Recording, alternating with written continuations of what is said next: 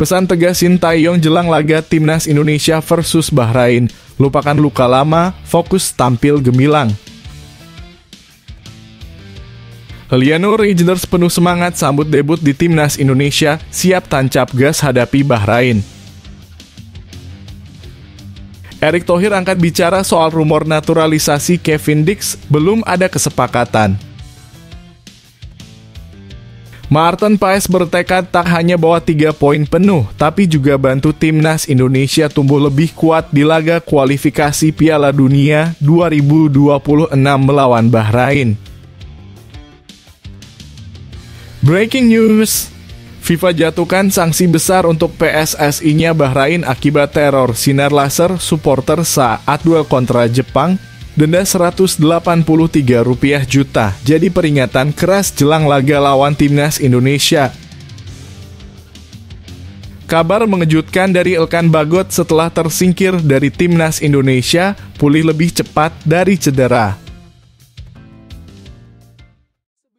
Sebelum masuk pembahasan, mohon subscribe channel ini agar tidak ketinggalan berita Timnas Indonesia.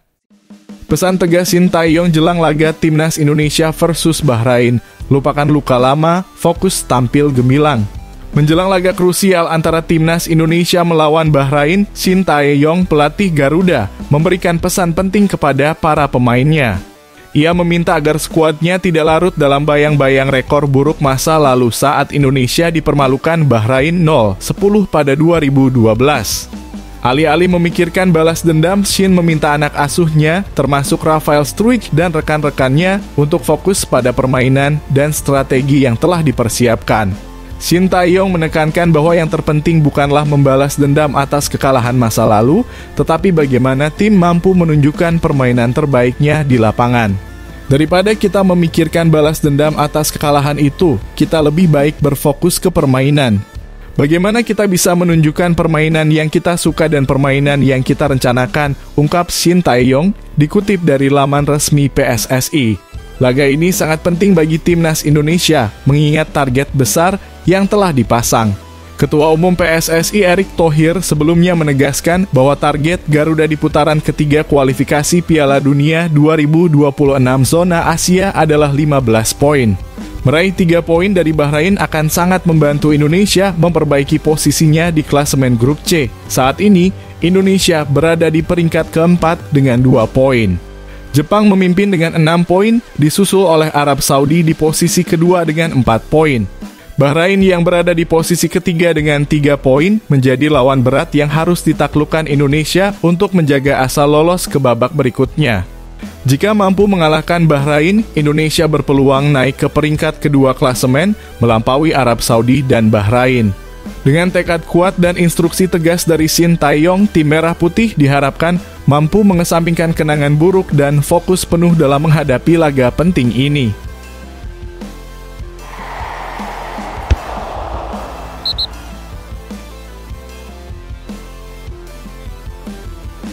Liliano Reijnders penuh semangat sambut debut di Timnas Indonesia, siap tancap gas hadapi Bahrain. Liliano Reijnders tampak bersemangat luar biasa menjelang debutnya membela Timnas Indonesia. Pemain keturunan Ambon yang baru saja resmi menjadi warga negara Indonesia ini langsung menetapkan target tinggi untuk pertandingan melawan Bahrain. Liliano berharap bisa membantu Timnas Indonesia meraih 3 poin pertama dalam laga krusial ini. Pertandingan melawan Bahrain yang akan berlangsung pada Kamis, 10 Oktober 2024 di Bahrain National Stadium. Rifah menjadi kesempatan emas bagi skuad Garuda untuk mencetak kemenangan perdana di putaran ketiga kualifikasi Piala Dunia 2026 zona Asia. Setelah 2 hasil imbang sebelumnya melawan Arab Saudi dan Australia, kemenangan sangat dibutuhkan untuk menjaga peluang lolos ke babak selanjutnya. Liliano menyadari pentingnya 3 poin tersebut bagi perjalanan Timnas Indonesia di grup C. Saya berharap di hari Kamis melawan Bahrain akan menjadi poin penuh pertama bagi kita. Itu akan sangat mengesankan, ungkap Liliano dengan penuh percaya diri sebagaimana dilansir dari laman resmi PSSI pada Rabu. Selain menjadi ajang untuk meraih kemenangan, pertandingan ini juga menawarkan kesempatan bagi Indonesia untuk memperbaiki rekor buruk melawan Bahrain. Dari 7 pertemuan sebelumnya, timnas Indonesia hanya mampu mencatat 2 kemenangan dan 2 kali imbang, sementara 3 laga lainnya berakhir dengan kekalahan, termasuk kekalahan telak 0-10 pada 2012. Namun, Liano optimistis bahwa kali ini Garuda bisa membalikan keadaan. Liano juga merasa puas dengan kesan pertamanya saat berlatih bersama timnas Indonesia. Semuanya bagus, ini adalah pertama kali saya bergabung bersama tim dan tadi adalah sesi latihan yang bagus, jelasnya. Tidak hanya Liano yang akan menjalani debut pemain naturalisasi lainnya, Mads Hilgers juga bersiap menyambut penampilannya untuk pertama kali di laga melawan Bahrain. Dengan semangat yang menggebu-gebu, para pemain naturalisasi baru ini diharapkan dapat memberikan dampak besar bagi perjuangan skuad Garuda di kualifikasi Piala Dunia.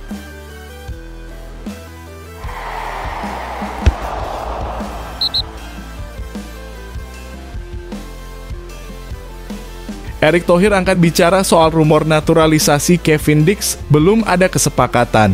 Ketua Umum PSSI Erick Thohir akhirnya buka suara mengenai kabar yang ramai dibicarakan tentang Kevin Dix yang dikabarkan akan mengurus berkas naturalisasi untuk memperkuat timnas Indonesia. Menurut Erick, sampai saat ini pemain berposisi bek tersebut belum berjabat tangan dengannya yang merupakan simbol bahwa proses naturalisasi sudah mencapai kesepakatan. Seperti yang diketahui, jabatan tangan dengan Erick Thohir menjadi tanda formal bahwa seorang pemain keturunan siap menjalani proses naturalisasi, hal yang telah diterapkan pada pemain-pemain naturalisasi sebelumnya. Namun untuk Kevin Dix, Erick belum mengonfirmasi secara resmi. Kevin Dix sendiri sempat memberikan petunjuk akan datang ke Indonesia setelah membalas pesan langsung dari pelukis Indonesia, Ed Zulham Subari, yang sering menggambar wajah pesepak bola. Meski begitu, Erick tetap menegaskan bahwa semua masih sebatas rumor. Ya, semoga. Kalau dia datang, salaman berarti benar, kan masih belum tahu. Kalau sekarang saya lihat masalah rumor-rumor ini lebih dikuasai oleh publik daripada saya sebagai ketum PSSI, ujar Erick Thohir dalam wawancaranya di Jakarta pada Rabu. Erick juga menyampaikan bahwa timnas Indonesia memang memerlukan tambahan pemain naturalisasi untuk memperkuat skuad. Tujuannya adalah agar pelatih timnas Shin Tae-yong memiliki banyak pilihan dalam membangun strategi tim yang lebih solid dan kompetitif. Ada pemain yang punya keturunan di sini, keluarganya lahir di sini, itu menarik. Tapi yang terpenting adalah kita menciptakan basis data yang kuat untuk mendukung keputusan ini, lanjutnya. Untuk informasi, Kevin Dix telah memiliki pengalaman yang cukup panjang di kancah sepak bola Eropa. Sebelum bermain untuk FC Copenhagen, dia pernah memperkuat klub-klub besar seperti Vitesse, Empoli, Feyenoord, hingga Fiorentina. Kini menarik untuk menunggu apakah Kevin Dix akan segera bergabung dengan timnas Indonesia menyusul para pemain keturunan lainnya yang sudah menjalani proses naturalisasi.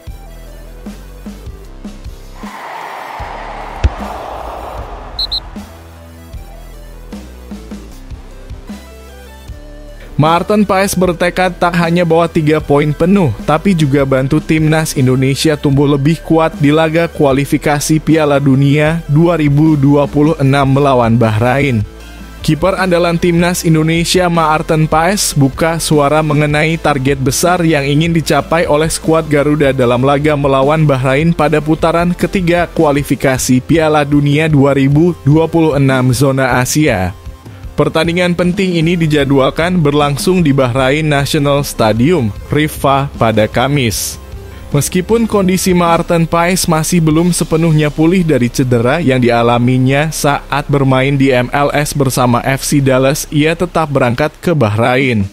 Paes sempat absen dalam laga terakhir FC Dallas melawan Portland Timbers, namun setelah menjalani pemeriksaan dari tim dokter timnas Indonesia, kiper berusia 26 tahun ini optimis bisa kembali ke lapangan. Dia sudah mulai berlatih kembali menggunakan sarung tangan setelah 5 hari absen. Meskipun belum ada kepastian apakah Paes bisa tampil melawan Bahrain, ia tetap memiliki tekad besar bersama timnas Indonesia. Bagi Paes, target utama adalah meraih 3 poin penuh di kandang Bahrain, sesuatu yang dianggapnya sebagai tujuan yang sangat jelas dan pasti. Saya pikir sudah sangat jelas target kami. Kami ingin membawa poin ke Indonesia, tegas Maarten Paes dalam wawancara dengan PSSI TV. Namun, Paes menegaskan bahwa targetnya tidak hanya sebatas 3 poin. Ia berharap tim Merah Putih terus berkembang baik dalam maupun luar lapangan. Menurutnya, kemenangan dan perkembangan tim harus berjalan seiring agar timnas Indonesia semakin kuat ke depannya. Selain berbicara tentang target kemenangan, Paes juga menunjukkan komitmennya belajar bahasa Indonesia. Sambil tersenyum, ia mencoba mengucapkan beberapa kata Indonesia dalam wawancara tersebut, termasuk ungkapan terima kasih kepada para supporter yang selalu mendukung timnas Indonesia. Dengan semangatnya, Paes berharap dapat membawa 3 poin penuh dari laga melawan Bahrain. Terima kasih untuk dukungannya, tuturnya sambil menambahkan, saya suka 3 poin. Kini menarik untuk melihat apakah Paes akan bermain dan membantu timnas Indonesia meraih kemenangan yang sangat dinantikan melawan Bahrain.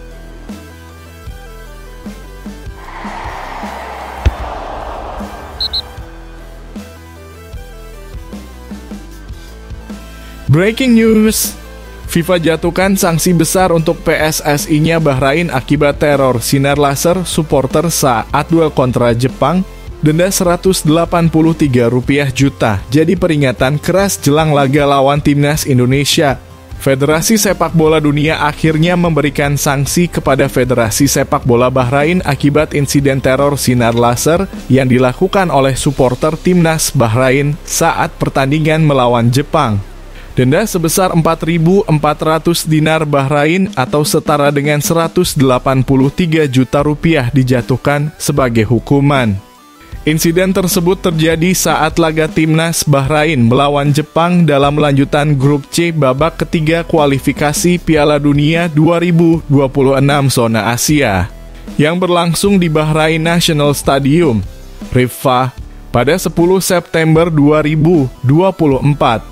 Bahrain mengalami kekalahan telak dengan skor 0-5 berkat gol-gol dari Aya Seuda, Hidemasa Morita, dan Koki Ogawa. Namun yang menjadi sorotan utama bukan hanya kekalahan memalukan tersebut, melainkan aksi teror sinar laser dari supporter Bahrain yang diarahkan kepada pemain Jepang, terutama saat Aya Seuda bersiap mengambil penalti. Aksi ini terekam kamera dan memicu reaksi keras. Sebagai tindak lanjut, FIFA memutuskan untuk menjatuhkan denda kepada BFA senilai 4.400 dinar Bahrain. Pengumuman tersebut disampaikan melalui akun Instagram resmi BFA yang juga mengimbau supporter untuk mematuhi peraturan selama pertandingan. Dalam keterangannya, FIFA memberikan rincian bahwa denda tersebut mencakup 2 pelanggaran, penggunaan sinar laser yang berulang kali oleh supporter Bahrain, dan bunyi peluit selama lagu kebangsaan Jepang dinyanyikan. Masing-masing pelanggaran dikenai denda terpisah, yang jika digabungkan, totalnya mencapai 4.400 dinar. Timnas Bahrain akan segera melakoni laga kandang berikutnya di grup C melawan timnas Indonesia pada 10 Oktober 2024. Tentunya supporter Bahrain diharapkan tidak mengulangi aksi serangan laser serupa pada pertandingan ini.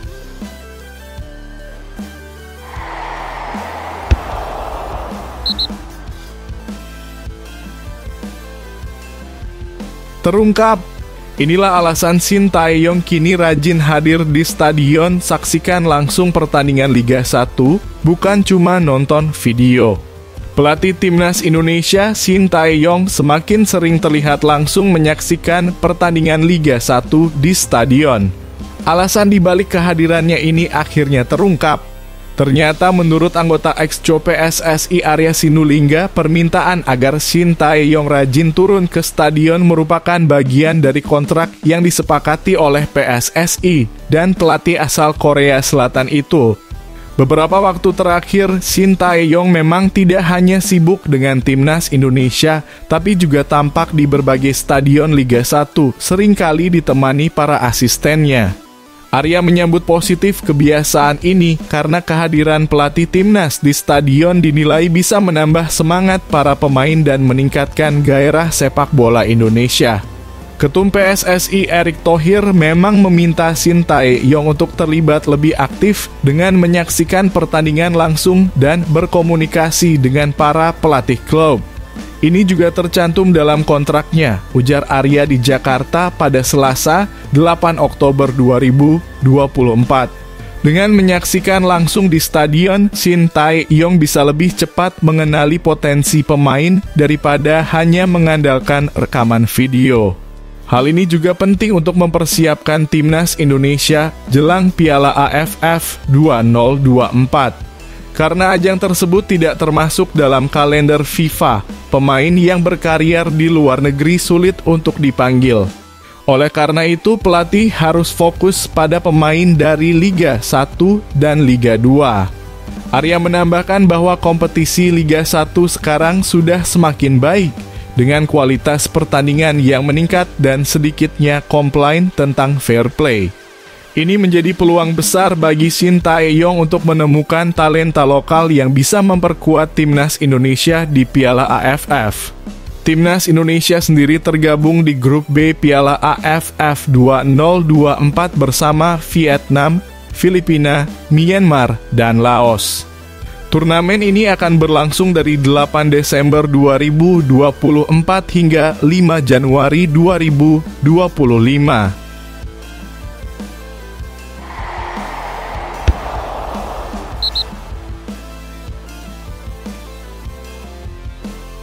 Kabar mengejutkan dari Elkan Bagot setelah tersingkir dari timnas Indonesia, pulih lebih cepat dari cedera. Elkan Bagot, bek jangkung andalan timnas Indonesia yang sempat dicoret oleh pelatih Shin Tae-yong, akhirnya membawa kabar mengejutkan. Setelah sebelumnya dikabarkan cedera selama 2 bulan, Bagot ternyata pulih lebih cepat dari perkiraan dan kini siap kembali merumput bersama Blachpool FC. Pelatih Blachpool FC, Steve Bruce, mengonfirmasi bahwa Elkan Bagot telah kembali menjalani latihan pekan ini. Jika semua berjalan lancar, bek dengan tinggi 196 cm itu kemungkinan akan tampil saat Blachpool menghadapi Barnsley dalam lanjutan Liga 3 Inggris pada Sabtu 19 Oktober 2024. Ole Norburn dan Elkan Bagot akan berlatih minggu ini. Semoga kami bisa melihat mereka kembali masuk skuad, kata Steve Bruce, dikutip dari Blachpool Gazette. Cedera yang dialami Elkan pada 25 Agustus 2024 sempat membuatnya absen cukup lama dari lapangan hijau. Cedera inilah yang juga menjadi alasan mengapa Bagot tak dipanggil lagi oleh Shin Tae-yong untuk memperkuat timnas Indonesia meski sebelumnya ia bermain di Piala Asia 2023. Tidak hanya saat laga kontra Vietnam pada Maret 2024, tetapi juga pada pemanggilan Juni, September, dan Oktober 2024, Bagot tidak termasuk dalam daftar pemain timnas senior.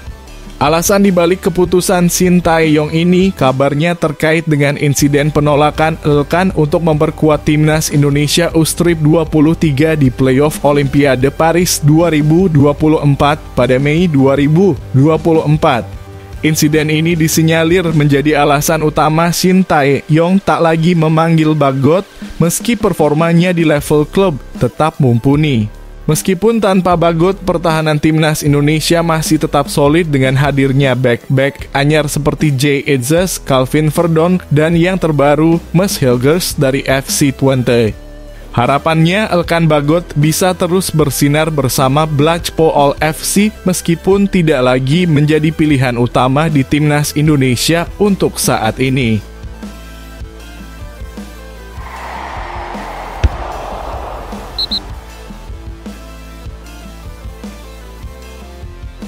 Inilah 11 pemain timnas Indonesia yang terancam absen melawan Cina jika kena kartu saat hadapi Bahrain. Maarten Paes di posisi utama. Berikut ini ulasan lebih lengkapnya. Sebanyak 11 pemain timnas Indonesia berada dalam ancaman absen saat menghadapi Cina jika mereka mendapatkan kartu kuning di laga kontra Bahrain pada 10 Oktober 2024. Sebuah kondisi yang membuat mereka harus bermain sangat hati-hati agar tetap bisa berlaga di matchday keempat grup C kualifikasi Piala Dunia 2026 zona Asia. Dari total 27 pemain yang di bawah Shin Tae-yong, nama-nama berikut sudah mengantongi 1 kartu kuning, yang berarti jika terkena kartu lagi, mereka akan dipastikan absen saat Indonesia menghadapi Cina pada 15 Oktober 2024. Berikut daftar 11 pemain yang harus ekstra waspada. 1. Maarten Paes. Kiper utama ini terkena kartu kuning saat melawan Arab Saudi akibat dinilai mengulur waktu. Terbebas dari cedera, Paes diharapkan tidak terkena kartu agar bisa tampil melawan Cina. 2. Jay Itzes. Bek tangguh ini mendapatkan kartu kuning saat Indonesia menang 3-0 atas Vietnam. Meski tampil tenang di laga-laga selanjutnya, dia harus tetap waspada saat menghadapi Bahrain. 3. Asnawi Mangkualam. Asnawi terkena kartu kuning saat Indonesia mengalahkan Vietnam dengan skor 3-0. Setelahnya, meskipun bermain minim, Asnawi harus menghindari kartu agar bisa tampil melawan Cina. 4. Calvin Verdon. Pemain belakang ini terkena kartu kuning saat melawan Arab Saudi. Calvin harus tampil tenang saat menghadapi Bahrain agar tidak kehilangan kesempatan berlaga di laga penting melawan Cina. 5. Rafael Struijk. Struijk terkena kartu kuning saat bermain imbang melawan Filipina di babak kedua kualifikasi. Kini, ia harus ekstra hati-hati di laga mendatang. 6. Hoki Caraka. Hoki mendapat kartu kuning saat Indonesia menang 3-0 atas Vietnam. Sejak saat itu, Hoki belum lagi dimainkan oleh Shin Tae-yong. 7. Muhammad Ferrari. Bek muda ini langsung mendapat kartu kuning saat Indonesia menghadapi Arab Saudi di laga pertama grup C. Ia harus waspada agar tetap bisa membela timnas melawan Cina. 8. Ricky Kambuaya. Ricky terkena kartu kuning saat Indonesia menang 3-0 atas Vietnam. Gelandang Dewa United ini harus tampil cermat agar tetap bisa berlaga di laga berikutnya. 9. Ivar Jenner. Gelandang ini mengantongi kartu kuning saat Indonesia menang 1-0 atas Vietnam. Sebagai pemain kunci di lini tengah, Jenner harus berhati-hati agar tidak absen di laga penting melawan Cina. 10. Nathan Chu Aon. Nathan menerima kartu kuning saat Indonesia kalah 0-2 dari Irak. Pemain Swansea City ini perlu menjaga emosinya di laga melawan Bahrain. 11. Hernando Ari. Kiper cadangan ini terkena kartu kuning saat Indonesia menang atas Vietnam dan meskipun sudah lama berlalu, kartu tersebut masih aktif karena tidak ada pemutihan dari AFC. Dengan banyaknya pemain yang terancam absen, laga kontra Bahrain akan menjadi ujian besar bagi timnas Indonesia. Mereka harus tampil tenang agar tidak kehilangan kekuatan penuh saat menghadapi Cina di matchday selanjutnya.